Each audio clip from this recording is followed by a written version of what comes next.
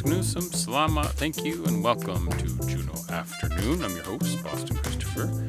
Today, Scouting America, formerly the Boy Scouts, will be sponsoring a food drive in support of the Southeast Alaska Food Bank.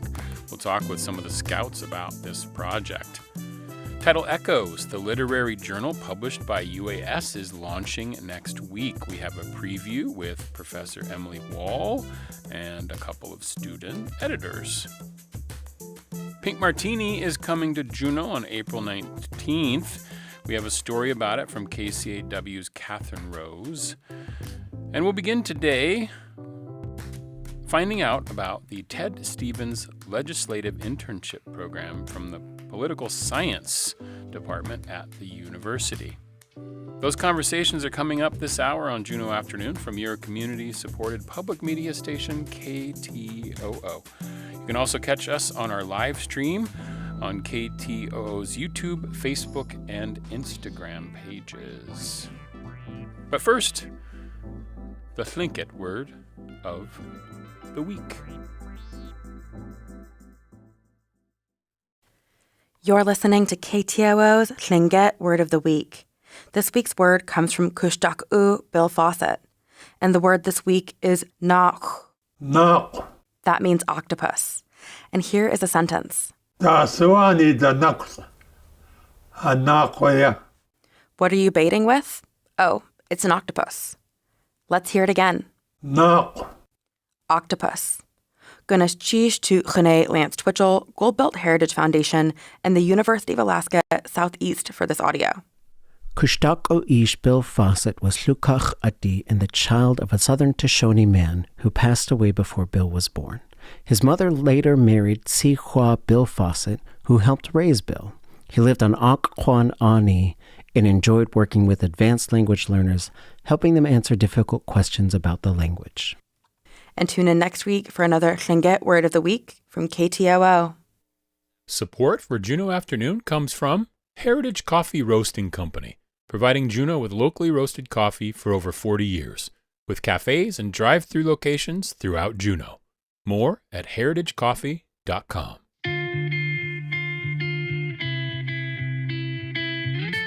This is Juneau Afternoon. I'm Boston Christopher.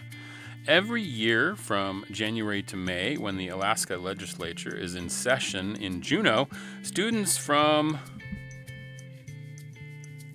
UAA system. Yeah, it's interesting on the anyway. Yeah, from the UA system may work as interns in the state in the office of a state senator or representative in the state capitol. They'll earn 12 credits toward their degree. The program is jointly supported by the Legislative Council of the Alaska State Legislature, the University of Alaska, and the Ted Stevens Foundation. Glenn Wright out at UAS is the program coordinator and joins me now in the studio, along with E.J. Richards, who is also currently in the program. Thank you so much. It's a pleasure to have you both in the studio today. Wasiati, how are you today, Glenn? I'm great. How are you? I'm excellent. And you, E.J.? I'm doing good. How about you? You're probably busy right about now. Yeah, it's pretty busy right now.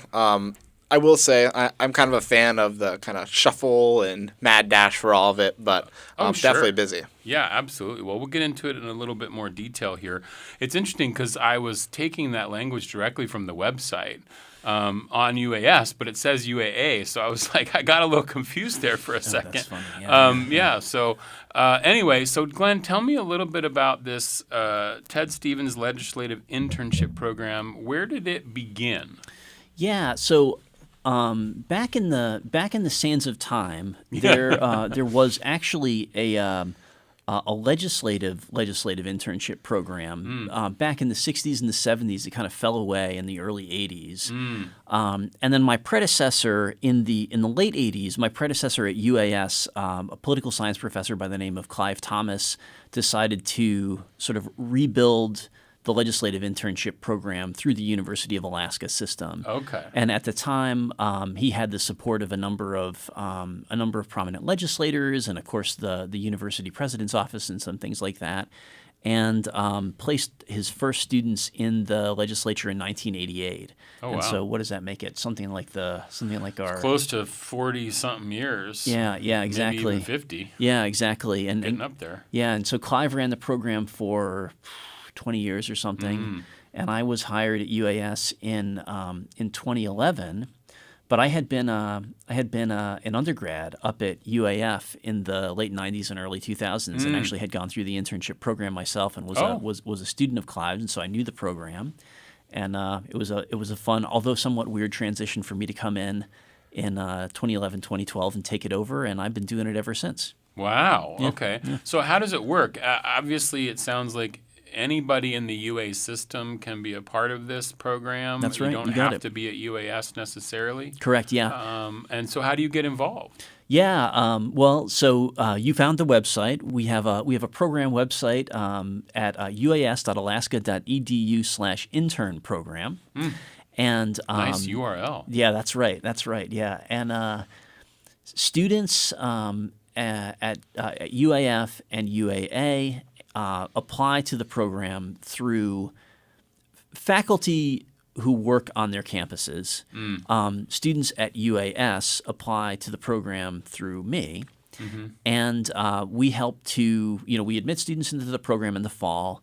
We help to place them in legislative offices, typically in late November and early December, and then they come down in January, or of course in some cases we have Juneau-based students who are already here, and they work through at a minimum through the statutorily recognized 90-day legislative session, and they're allowed to continue up until the end of the regular 120-day session in May. And and the internship, EJ can talk about it, like sort of his experience probably better than me, but we have a really unique legislature.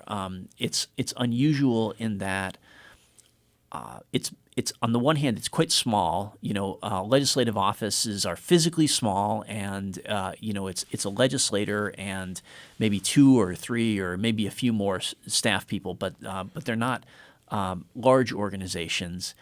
And then at the same time, a lot of state legislatures are not meant to be professional organizations. They're sort of so-called citizen legislatures where, the legislator may not be working full-time. They may not be paid enough to sort of make politics their job. And there may not be any legislative staff. And so we're in this kind of unique position where our legislature is smaller than a Washington or a California state legislature, and yet it's also a professional organization. So students can come in and learn the ropes from experienced staff people and experienced professional legislators who know how politics works. So we'll talk to EJ in a second, but I'm just curious, what kind of students should be looking into an internship in the legislators? Just political science majors? Is it other students? What's the range of student that you would think would be interested in this? I am a political science professor, so of course I love to get political science students, but we're interested in recruiting students from every conceivable major, and we've had students probably in a typical year. Maybe 60 or 70% of my students come out of poli-sci programs at UAA, UAF, or UAS. But we have students every year from the other social sciences, from the humanities. I'm trying to think, this year we have at least one marine bio student. It's not uncommon for us to get students out of the natural science and engineering fields. So oftentimes when I talk to legislators, they'll express interest, obviously, in students who are interested and know a little bit about politics, but they're also really thrilled to have students that have interests and expertise in kind of policy areas that they're engaging with. That's what I was thinking is like people who would be in like marine biology, or I've talked to some people on the show who are into the thing, but they're really on the policy side. You got it. So understanding how that all works this would be a great way to do that. And over the years, we've built a couple of ways to deliver academic credits to those students in ways that are a little more a little more amenable to their respective degree programs. So EJ's getting poli-sci credit, and you mentioned that typically our students get 12 credits in political science to do the internship program. It's a full-time semester course load, but we also deliver we also deliver credits through our environmental studies program at UAS, and we also offer course options in Alaska Native Studies, and we offer graduate. The internship is a series of graduate courses, I guess, in public administration. I see. Okay. And did I see something on the website that people who are in this program get a stipend of some sort? Yeah, that's right. So we're supported by private philanthropy. Our largest, most significant donor is the Ted Stevens Foundation, which is why we're the Ted Stevens Internship Program, and they provide us with a gift every year that we're then able to pass on to students in the form of a stipend. So students are coming to Juneau. Sometimes they're already here, but they're working full time in the legislature. And of course, typical University of Alaska students are, they're working. They may be working full time as they're in school. Right. So coming and doing a full time internship, it's a big ask for folks to sort of give up everything, maybe move their lives down here and pick up this new thing for a couple of months. And so that stipend is really helpful in being able to sort of ease the transition and help cover people's costs. So it's $6,500 for a full-time student now. That's the stipend that our students receive. Interesting. Okay, so EJ, you are currently in this program. Where are you residing currently? I mean, where do you go to school? Sorry. Currently, I'm going to school at the UAS location in Sitka, but I'm over here for the internship. Okay, great. Yeah. So that's what I want to know is where you're over in Sitka. Okay. Yes. So, and what made you apply for the internship program? It's kind of a funny story because it does kind of connect back to what Dr. Wright said earlier. And I don't actually necessarily come from a political science-orientated background. Mm-hmm. My main thing is education. I want to get a teaching degree and then teach in the public schools in Alaska is the end goal. However, during my junior and senior years in high school, I did a lot of work with public education policy. So as a student, I got the opportunity to participate in a 4-day fly-in for 2 years, my junior and senior year. Essentially, the short side of it is you train for the first 2 days on how to advocate, and then the second 2 days you'll be in the legislature talking to legislators. You can also testify on certain bills that involve education. And so that was kind of my introduction into the Alaska State Legislature. I see. Okay. And so what are you doing in the current internship? What kind of things do you do? I do a lot. So and not necessarily like a lot of subject matter. So I am temporary, and so my office doesn't necessarily want to commit me to something that I'd have to be there for until the end of session. And so I kind of do a lot of a little bit of everything. So I do help prep my representative for State Affairs, which is a committee. I've been doing a lot of work with public school funding and education as well. But it's also, sometimes the errands, like go run this folder down to this office or go inquire. Typical intern Yeah, things. I'm an intern for sure. Yeah. And so what are you learning so far? I mean, you're about, halfway through session about? Yeah, I'm learning a lot. Yeah. I almost like to compare the legislature to, it's like theater. It's everyone kind of plays their part, and it's this one big moving machine that everyone needs to put effort in to get moving. And so that's one of the things I've been learning is just how much effort it actually really takes from everyone in the legislature to get this work done and forward the work that's done in the building. To get everybody situated and coordinated in the same place at the same time. Yeah, Yes. that could be a lot of things. So what are your big takeaways so far? Big takeaways. I think my biggest takeaway is it just puts into perspective for me, how hard everyone works. And for me, it's a reflective, but also I'm just grateful for everything. I'm so grateful for the opportunity to even be in this internship, but I'm super grateful and want to shout out the office I'm in. I'm working for Representative Himshoot, and the staff there has been super accommodating to me. They've surrounded me with love and passion, and I just really appreciate those people. I am now currently a better person because of that staff, and it's just great. a really wonderful opportunity for our youth to become civically engaged, because that's something that even in the legislature is trying to be addressed, this kind of disconnect between the legislature and Alaska's youth. And so I think this internship is an excellent bridge to kind of bridge the youth after they graduate from high schools in Alaska into civic engagement or just into the workforce in general in Alaska. And what year are you at in school right now? A sophomore, or this is my second year in college. Second year, okay. Yeah. And so do you anticipate trying to do more work in the future with the legislature? You want to come back in some way? I think I do. I wouldn't say no for sure, but it's kind of a cross between, I definitely want to, I really want to teach. I think it's of the utmost importance, education, and, it's a good cause to go work in public education. They need teachers, and it's something that for me, would be extremely fulfilling to do. But on the other hand, I could totally see myself being a staffer in the legislature. It's been a blast, and I think one of the most entertaining parts of it for me is just how much new stuff I've learned. There's some stuff that I just couldn't even imagine, not necessarily being an expert, but being knowledgeable about. So I'm just thankful for the wealth of information that's been provided to me. I'm curious about that. Like when you have somebody in the legislature, legislator who's, they have so many things that they have to know and vote on and like material to read and it's just, can it be overwhelming? Absolutely. I don't necessarily want to speak for any of the legislators in the building, but I would see it very hard for them to do it completely alone. There is just so many moving parts, and you almost need that staff to kind of ease in the burden and get the information that you need to then pass along that message, when they're on the floor or when they're in committee. And so, like I said, it's a bunch of moving parts. It's one big machine operated by a bunch of smaller machines. And do you get to go on the floor and watch everything going on during the day, or?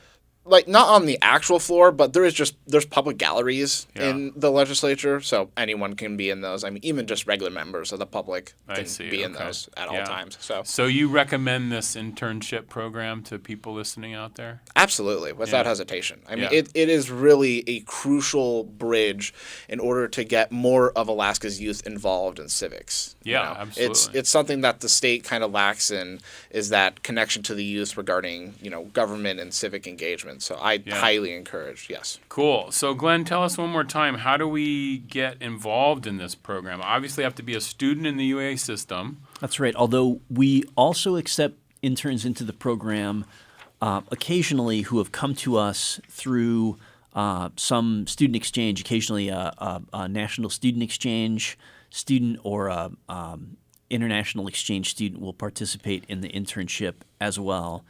But the way to find out about the application process is on that website. So it's uas.alaska.edu/intern program, or you can just Google Ted Stevens internship. It pops right up. And we have an application process that happens in the fall. Our student applications are due at the end of October, and from there we help to work students through a placement process to get them into the building. I love it. That sounds so great. It's the Ted Stevens Legislative Internship Program. As Glenn said, you can find out more about it at uas.alaska.edu/intern program. Glenn Wright and E.J. Richards, thank you so much. Good Chiefs for being here and telling us a little bit about it. Of course, thank you very much. I really appreciate it. Okay, up next, Pink Martini is coming to Juneau. If the United Nations had a house band in the 1960s is the tagline for Pink Martini. They're from Portland, Oregon. They're going to play in Sitka and Juneau next month. The series of concerts will benefit the same group that brought Portugal the Man to Southeast last year, with funds going toward rebuilding a Tlingit clan house in Sitka.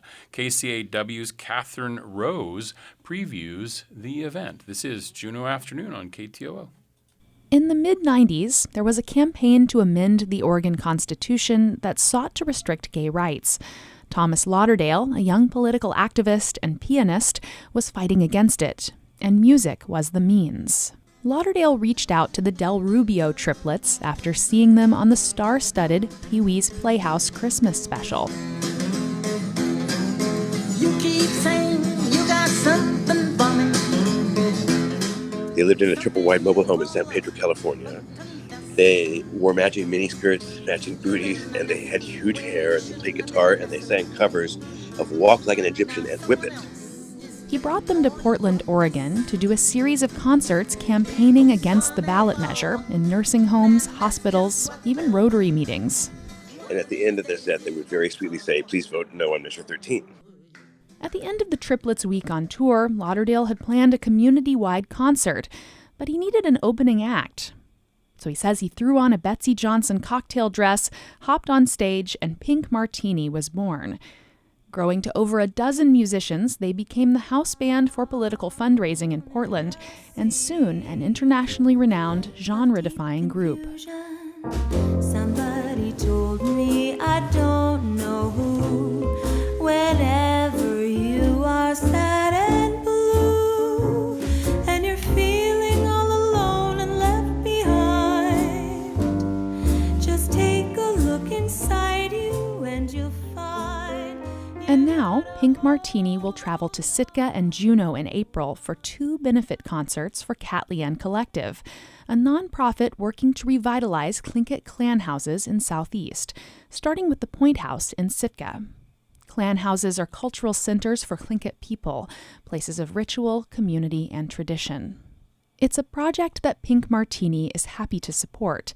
The band, known as the Little Orchestra, performs in numerous styles, from jazz to classical to pop, and in over 30 different languages. We're sort of musical diplomats and ambassadors, and we sort of believe in the power of bringing people together through music. We have a 31-year history of doing this, and we're so delighted to be coming to Alaska to be continuing in that tradition. Hold me close, sway me more, like a flower bending. Storm Large is one of the band's lead singers, and this will be her second time touring in Alaska with them. She says often a band's lead singer is the mouthpiece that carries its identity, but Pink Martini is different. It's like Laugh-In, kind of. It's a big variety show, and everybody has an important role in unison. But I see Pink Martini as a collective of wonderful, amazing, brilliant stars in their own right. My name is Jarek Hope Lang. My Tlingit name is Routine, and I am of the Raven Moiety Kiksadi clan from Sitka, Alaska. Hope Lang says the work to rebuild the clan house started from a conversation with the late Bertha Karras. We walked by this chunk of property on our way to her house, and she said to me, just casually, "That's your people's property and you need to get it back." At the time, I really had no idea or no concept as to what tied me to that land and what her impression was that I had any business being a part of it. So kind of led me down a rabbit hole to understanding what had been there prior. What came next was over a decade of work toward repatriating the land where the Point House stood. Hope Lang now stewards the land on behalf of the Kiksadi. They hope to break ground on a 21st century clan house sometime in the next year. And so to honor the property, I said we need to rebuild. Not just structurally, because this is a brick and mortar project, but we need to rebuild spiritually. And there's ideas that tie to that property that I just felt like the time was right. The group has received federal grant funding for their work and succeeded in getting the National Trust for Historic Preservation to recognize Sitka's Indian Village as an endangered historic place. They're also remodeling a 19th century Kiksadi clan house 4 doors down from the Point House. Hope Lang says fundraising is key to keep the work going. Last year, Cat Leanne Collective brought several bands, including Portugal the Man, to Southeast, and the concert was a resounding success. So he reached out to his longtime friend Lauderdale with Pink Martini, who jumped on board. This year, bringing Pink Martini into the fold, it really creates this open dialogue of we are inviting you. The purchasing of a ticket is an invitation to be a guest in our process. You could be part of this restoration, this regeneration, this restorative practice. Hope Lang says Pink Martini's music encompasses the name of the show, which is Hitwushde Yadakiched, or Dancing Our House Together. Reporting in Sitka, I'm Catherine Rose. Pink Martini will play Juneau on April 19th at 6 p.m. at Centennial Hall. JAHC.org is for tickets, and pointhouse.org. You can get more information on the Clan House revitalization projects. This is Juneau Afternoon on KTOO. Support for Juneau Afternoon comes from Tongass Federal Credit Union, a member-owned financial cooperative offering checking and savings accounts, loans, and digital financial services. In Juneau at 8585 Old Dairy Road in the K Plaza and at tongassfcu.com. Federally insured by NCUA. Support from Hanson Gress, seeking curious people who like technology, network engineering, and customer support. Opportunities for those who thrive on problem solving. Details at hansongress.com/careers.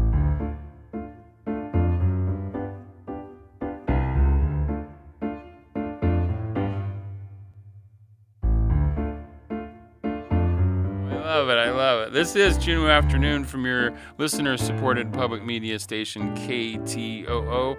I'm your host, Boston Christopher. We're all learning new terms here. Scout fits. Because I was just admiring the outfits that are here. Scouting America, formerly the Boy Scouts, is holding their Scouting for Food event, a food drive to help the Southeast Alaska Food Bank. And I am joined in the studio now by some Scout Masters, a Cub Master, and a Scout. And this is so great. So I have Eleanor Carpenter, who is a Scout in Troop 11. I have Corey Padron, who is the Scout Master of Troop 11. And then I also have Fred Thorsteinson, who is the Cub Master of Pack 6. That's so cool. So let's talk first a little bit, Corey, about Troop 11, because it's called a family troop. And can you tell me, because I know that Scouting America is the new name for Boy Scouts of America, and it changed a year or so ago. And so what does it mean by a family troop? What does that mean? So it's a fairly recent change. The family troop encompasses all types of scouts, so boys and girls, ages 11 to 17. So currently we have 6 girls and 3 boys, and going on the family part, we actually have 2 sets of siblings in the troop right now. Oh, excellent. Okay. So it's, in my opinion, it's really helpful for families instead of sending them to different troops just because they're a boy or a girl. Maybe they can learn to work together as brother and sister. That's kind of fun. Yeah. Yes. Okay. So Cool. yeah, we include everybody in Scouts. And this is just so people are aware, because there's still the Girl Scouts of America, but the Scouting America they're 2 different organizations, right? Yes. Yeah, okay. Eleanor, tell me a little bit about how you got involved in Scouting America. And you were commenting that your Scout Fit, which we just learned is a term. It's not a real It's not one. a real term, but we use it. And because your uniform still says Boy Scouts of America. Yeah. So this is a relatively new change. But tell me about how you first got involved in the Scouting troop. Well, I don't know if it's a new change or if my uniform's just old. I joined Scouting pretty much the week that they let me. My family, all of the men in my family have been Scouts going back a few generations. Mm-hmm. And it was a really important part of my dad and my grandfather's childhood to be Boy Scouts. And so I was actually simultaneously both a Girl Scout and a Boy Scout for a few years in my scouting career. I enjoyed both the organizations. But in the end, I decided to prioritize Boy Scouts, or what is now Scouting America. Mm-hmm. I've really loved my experience in Scouting. It's been super valuable to me. I joined when I was about to go into the 6th grade. Okay. So that would be 2018 or 2019 that they let girls in? One of those years. That would be the year. Yeah. And at the time, it was separated by gender. So girls did meetings together, boys did meetings together, and then we, of course, would meet for activities, shared activities occasionally. But it's been a really amazing experience to be in Scouting and getting an opportunity to do things like the National Boy Scout Jamboree. I was involved in the first United States National Boy Scout Jamboree, which is like Burning Man for Scouts. Nice. Out in the foothills in West Virginia. I love that. and that was the first one that ever allowed girls. And it was a really lovely experience. I've met a lot of really amazing women through this program, and I've also learned a lot of lessons that I don't think I would have learned if I hadn't joined Boy Scouts, and gotten a lot of really great outdoor and people skills. Ah, nice. I love that. And Fred, you were saying right before we went on the air, you've been in scouting for 70 years. That's true. So tell me a little bit about the changes that you've seen over those 70 years. Well, when I started out, it was 1957, which is almost 70 years ago. Yeah. There was there was 4 ranks. You started out as a bobcat, and you went wolf, bear, lion. There was only 4 grades in school that were included, and it was all boys. And throughout most of that time, Cub Scouting and Boy Scouting was only for boys until recently. But I've seen the program expand first to include first grade kids, and then to include kindergarten. And every time I have to say I was a little bit skeptical, but the results were really good, and the program works really well. The age groups meet separately in what they call den meetings, and they usually meet 2 to 3 times a month. And then the whole group, the pack, gets together once a month, and we have a large activity, something fun like a Pinewood Derby or a carnival, a camp out. Yeah. This month, it's a food drive that we're participating in, trying to give the kids an opportunity to do something for someone else, so that the program isn't just focused on them receiving something. They give something back to the community. Yeah. So that's awesome. Yeah. And you work with kindergarten through 5th grade. Yes. Yeah, that's pretty awesome. And we have both boys and girls. We're a family pack. Family pack. Okay. Yeah. And you're at Pack 6. Yeah. Pack 6. And do Cub Scouts and the scouting, because okay, so here's my question. So when I was in it, I was in Boy Scouts. You would be a Cub Scout. That's what you would call it. And then you would become a Boy Scout. But now it's Scouting America. So what do you call yourself? Just a scout? They're all just scouts now. Scouts. Yeah. Okay, but you can still be a Cub Scout. You're a Cub Scout. Then you become a scout. Correct. Okay. Master Scout. I don't know. That'd be kind of fun. A Bear Scout. Something cool. Do you still earn badges and stuff in the Scouts? Yeah.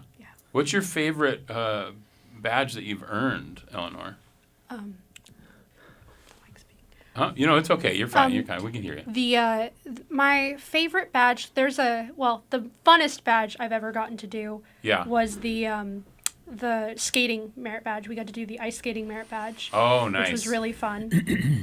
The most enlightening, I'll say, is the one I'm doing right now. I just had an appointment this morning with a meeting with members of my troop to work on the Citizenship and Community Merit Badge, which is all about appreciating the community you're in and the Scouts' place within it, and also your place in your community, and appreciating like Juneau. Well, and that leads right into the reason you're here today, which is to talk about this food drive. So, Corey, tell me a little bit about how this food drive came about and what you all are doing as Scouts for this drive.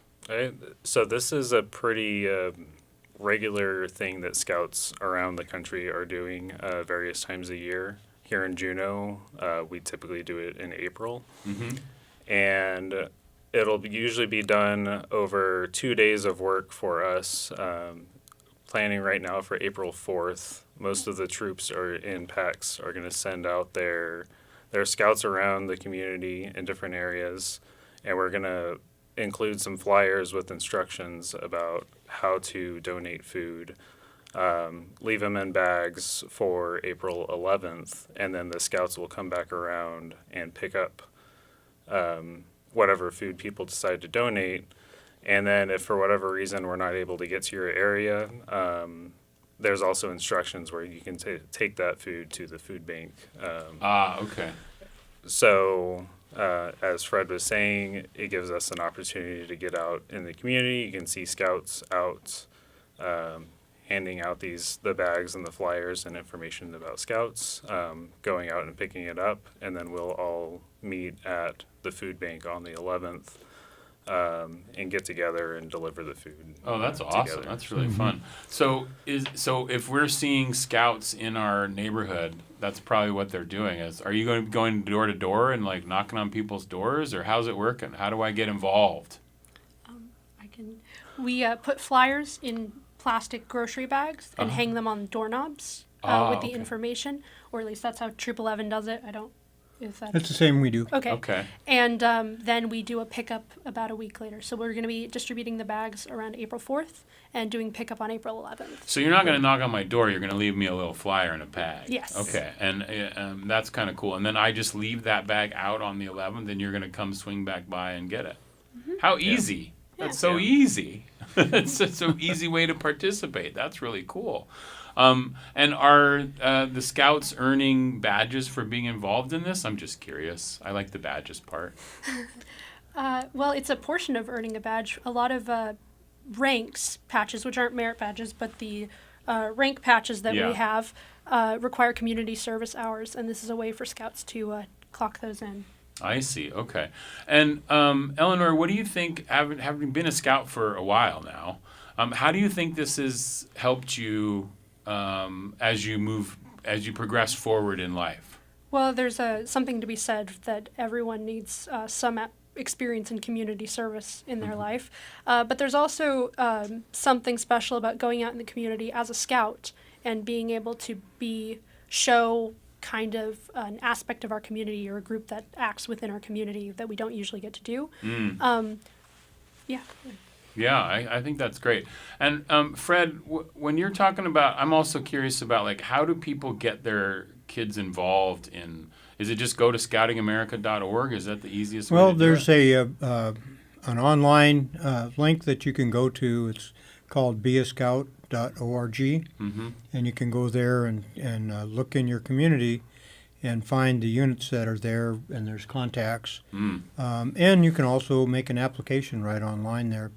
If you do that, then the unit that you're interested in gets a message alerting them that you're interested in joining. I see. And then you make then we call people back and fill them in on all the details. Beascout.org. That's the website. Yep. Okay, that's kind of cool. And Fred, I'm just curious. You've been doing this a long time. Do you have like a favorite moment in all these years in scouting? I'm sure you have many, but is there something that stands out for you in terms of keeping you going and you're continuing to do it? So there must be something really great about it. Well, I really enjoy the scouting program. I like watching the young people develop from being fairly timid and they become more outgoing. By the time the kids are earning the Arrow of Light, which is the highest award in Cub Scouting, they usually can stand up and do public speaking through skits or other programs without being afraid. And so the whole program gives the kids a basis that they can use later in life to make a moral or ethical decision. We always hand out at the graduation ceremonies a little coin that has the Scout laws and the Scout oath on it. And we tell the kids, if you have a difficult decision to make, just keep the coin in your pocket, pull it out, look at it, and you'll make the right decision. Oh, that's so cool. Yeah, this is great. And so this food drive is basically you're going to be starting to hand out the flyers on April 4th. So in your neighborhood, you could be looking for that. And if you don't end up with a flyer at your door to be able to give, you can also just take some food to the food bank itself and say it's for this food drive. Is there a goal that you all have for this? Are you trying to get a certain amount of food donated to the local food bank? I can answer that one. Typically, I see us getting about 4,000 pounds of food for the food drive, and that's and then also the troops or the pack in Douglas donates their food to a food bank, I think at the Methodist Church, and I'm not sure how much they get, but so it's a significant amount of support for the community. That's great. And we do want to mention that this is a non-perishable food that you want to be giving. So canned vegetables, canned fruit, tuna, pasta, oatmeal, cereal, rice, dried canned beans, soups, peanut butter, and jelly, all those kinds of things, non-perishable foods that can be part of this. And so look for it around your neighborhoods. Look for the Scouts, leaving some flyers on your door for the Scouting for Food drive that's coming up April 4th, and they're going to pick up that food on April 11th. And beascout.org is the best site to go to if you're interested in getting your kiddo involved in scouting, which is kind of cool. Any last words, Corey? Anything else we need to know? I would say, along with Be a Scout, we welcome people walking in. If you're curious about seeing stop by a meeting or reach out and see what activities we're doing, and we can include your kids in our program. I love that. That's so cool. Well, Eleanor, Corey, Fred, thank you so much for coming in and telling us a little bit about the Scouting for Food drive happening with Scouting America. Good. Cheese for being here today. I really appreciate it. Thank you. Well, thank you. This is Juneau Afternoon on KTOO. Here's a little Pink Martini, one of their famous songs, Hang On, Little Tomato.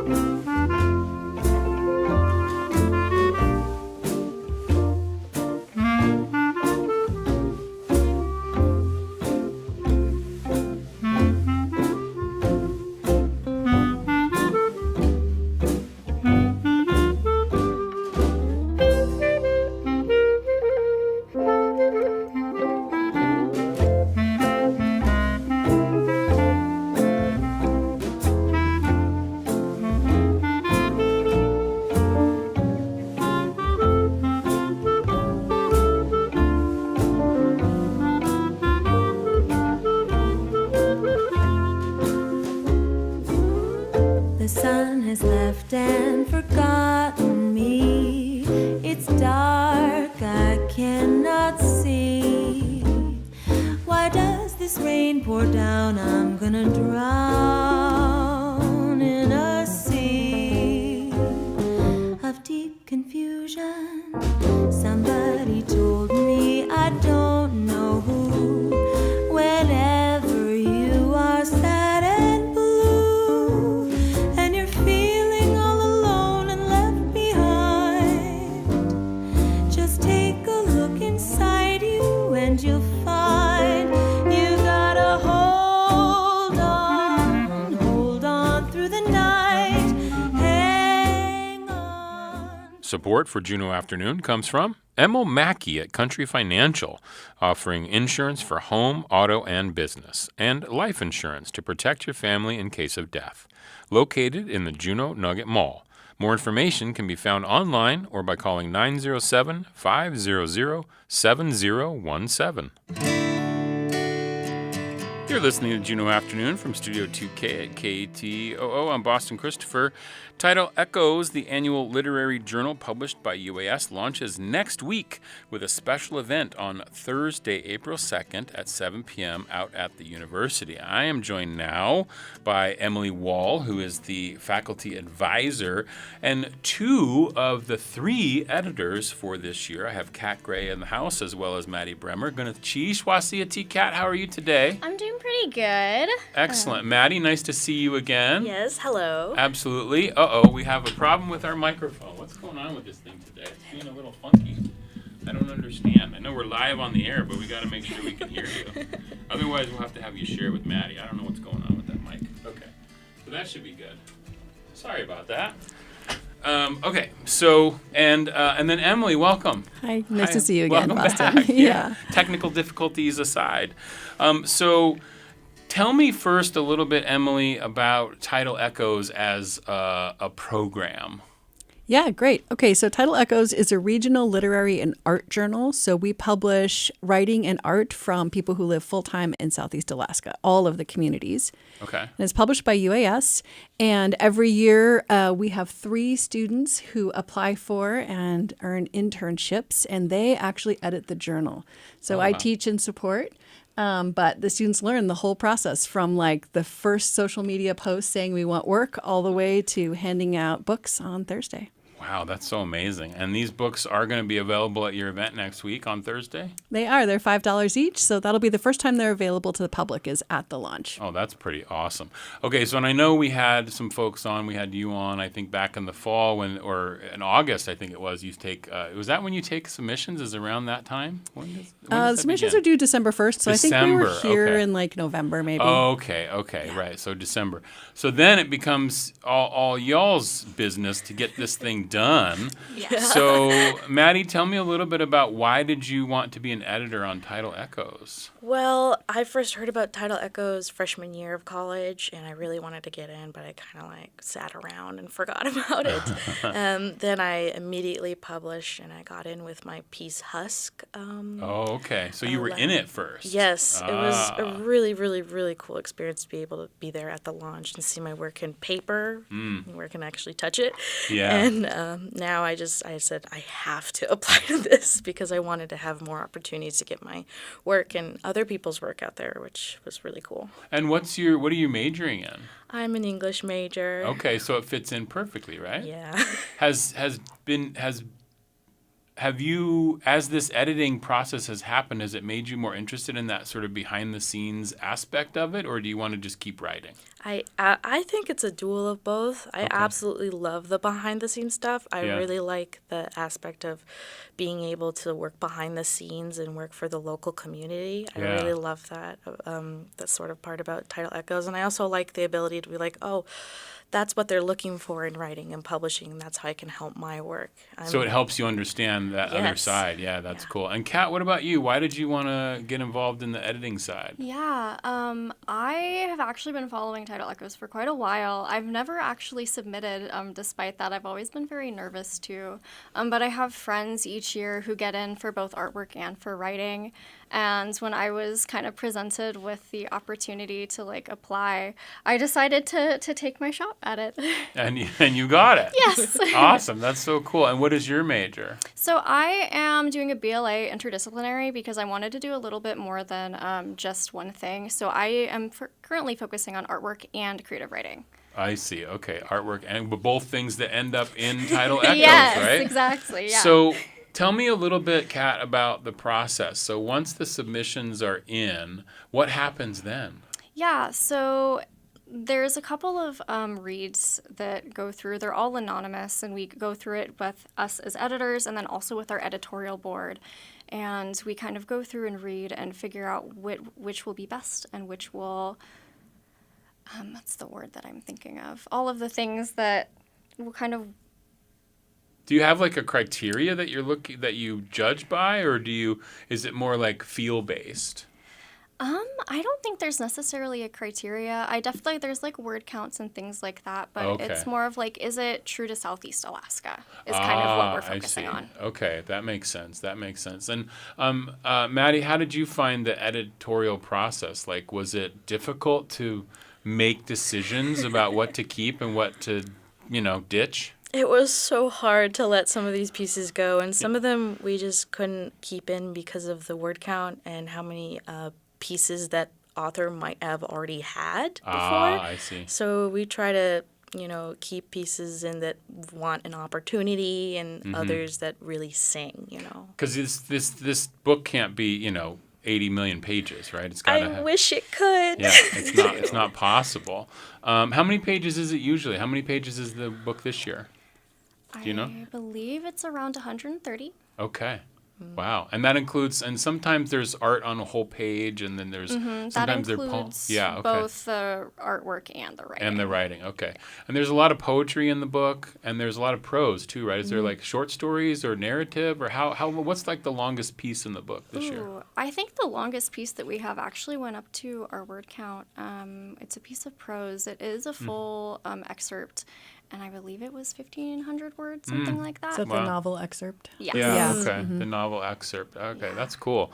And then we have to mention, I'm going to bring up the flyer here for those who might be watching the stream, but the 2026 launch of Tidal Echoes, it's next Wednesday. That's Thursday. Yes, April 2nd, 7 p.m. Out at Egan 1112. And it features some people that are university folks. I know we've had Jonas Lamb on the show talking about his book, What Turtle Blood Tastes Like, a fantastic little book.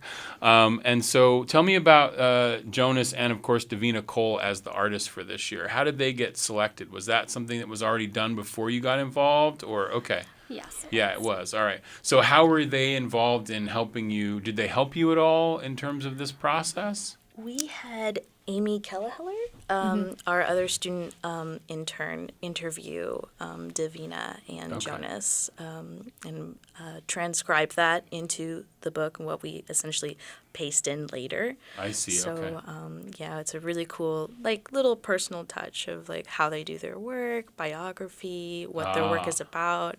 It's really cool because we get to see the thought process behind and what they do as an artist or writer. And Emily, are they chosen? How are the featured artists chosen? Is that something that you as a faculty determine beforehand? Yeah, it's a great question. So every year we have a board. And some people stay on year after year and some people switch. We try to have community members, faculty members. And so we just sort of have a conversation over the year about who are we looking at next year? So there's 3 art faculty who are amazing, who do a lot of work. Bonnie Parker, Liz Zacher, Jeremy Kane. And then the writing board is typically a lot of faculty. We have a community member, Brian Palmer, this year. And we just sort of keep our eye out. One thing that we do is a couple of the people we've chosen are people that have submitted multiple years in a row and get in every time. And we think, wow, we just really love their work, we should feature them. And then we look at their bios. We try to have people from around the communities, so it's not always Juneau. This year is very unusual because it's actually 2 UAS people, which we've never had before. So that's what I was wondering, because they both work at UAS. But it's not necessarily nepotism in that way. It's just this is who they decided to highlight this year. We actually asked Jonas last year, but he, rightly so, was like, hey, my book's coming out. Let's wait. And I was like, yeah, that's perfect. I see. Okay. So the timing worked out well for that. And the art faculty just love the work that Davina is doing right now. So it's kind of a big collaborative conversation. And last year we had artists from Sitka, so we kind of try to bring from various communities. Well, I like what Kat said. It's like you're highlighting Southeast writers and people all around Southeast. You don't have to be a student to submit to Tidal Echoes. Oh, no.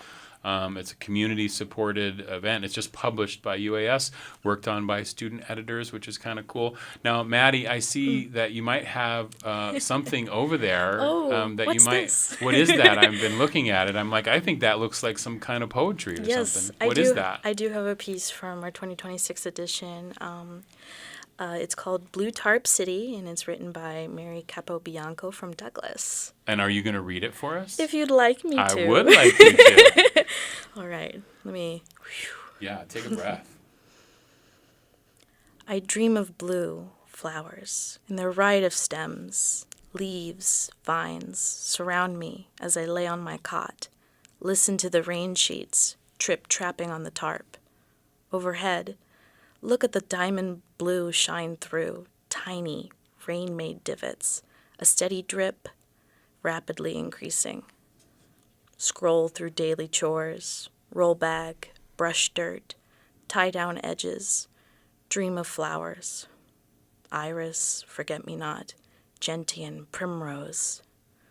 Listen to the crinkle of wind through the plastic blue tarps, a nothing-filled day, floating above where we settle.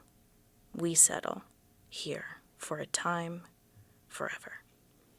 Nice. That's really pretty. So how does that, when you read that for the first time, I guess what I'm wondering is in terms of the editorial process, how are you deciding? Does it go by what you're moved by? Is it just something that maybe you can't even put into words, but you're like, okay, this piece is in for sure? I When we go the first read through, I make sure I don't look at the name first. I want it to be as anonymous as possible. And then what I do is I go through and I underline the stuff that really sings for me. It could be lines, could be stanzas, it could be imagery, or just like the space that it takes up on the page. It's really certain, really juicy parts of the piece that really, emphasize this person as being is expressing themselves really vividly, or that piece vividly, that image, that theme, that story. And whatever sings loudest, I put a bunch of stars and hearts on it, and I save it for later. To talk about, because then do the 3 editors get together? In the end, you have here's all the pieces that we would love to include, and now we have to figure out how to, what they used to say, kill your darlings, right? Like you have to sometimes one of these can't go in. And so, or probably more than one probably can't go in.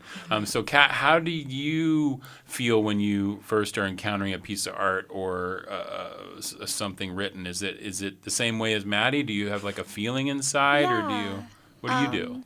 I feel like it is a lot of basically what Maddie does, but I also like to go in and kind of look at the technical aspects of things as well. Kind of like, does it have a form? Grammar and spelling are kind of basic, but also there's a lot of things that we have also learned, especially from Emily taking her classes, where it's like, how do the words sound together? Like when you read it in your head versus when you say it out loud. Does it have a lot of I'm forgetting some of the words right now, but how does it sound when you say it, and does it technically also have a lot of the things that stand out from other pieces that might need just a little bit more of that polishing? That's so interesting. I haven't even thought about that, Emily. Like the idea of when you're looking at a poem, obviously you can experience it differently, because reading it is one thing, but then saying it out loud, even you reading it out loud or hearing it out loud, those are all the different ways you could interact with that. And that's really interesting to think about it that way. That's really kind of cool. So before we end, I just want to find out. So tell me a little bit about this event next week. What's going to be happening? Remind me all of the cool things about the event next week. We get a wonderful slideshow with our art and poetry on for everyone to see their work. And we have our featured writers and artists making a lovely little presentation about their work with a Q&A, as well as we have snacks, if that bribes people to come. Snacks are always good. And we also have 2 student readers. We have 4 students. We have 2 student readers and then 2 community members. Yes, we have 2 community members and 2 student readers reading their work aloud. Oh, wow. Okay. That's awesome. And again, this is next Thursday, April 2nd at 7 p.m., and it's going to be live streamed. Is that right? Yes, it will. It is. So we're really hoping if you're in Juneau, you will come in person for the excellent snacks and buy a book. But if you can't, or you're in other communities, it's a really beautiful live stream. So please jump online if you're not able to come in person and watch. And if I can't make it in person or I don't live in Juneau here, how do I get a copy of Tidal Echoes? Great question. So pretty much everyone in town is selling it. So it'll be at Hearthside and all that. It'll be Hearthside, Kindred, Alaska Robotics, Rainy Day. Oh, wow. Did I miss anybody? It's in all the Southeast bookstores as well, if you're not in Juneau. Yes. And also all of the libraries in town and some of the libraries in other communities are also going to get copies. Awesome. That's so good. Tidal Echoes, the annual literary journal from UAS. I want to thank Kat, Maddie, and Emily for coming in and telling us a little bit about this cool event happening next week. Happy launch. Thank you. The work is almost done. Yay. This is Juneau Afternoon.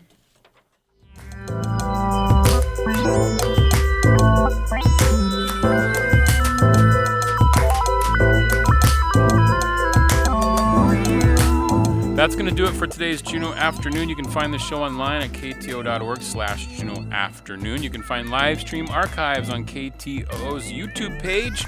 Financial support comes from Country Financial, Hanson Grass, and Heritage Coffee Roasting Company, along with Tongass Federal Credit Union. I'm Boston Christopher, producer and host of the program, with help today from Aaron Tripp. Good cheese.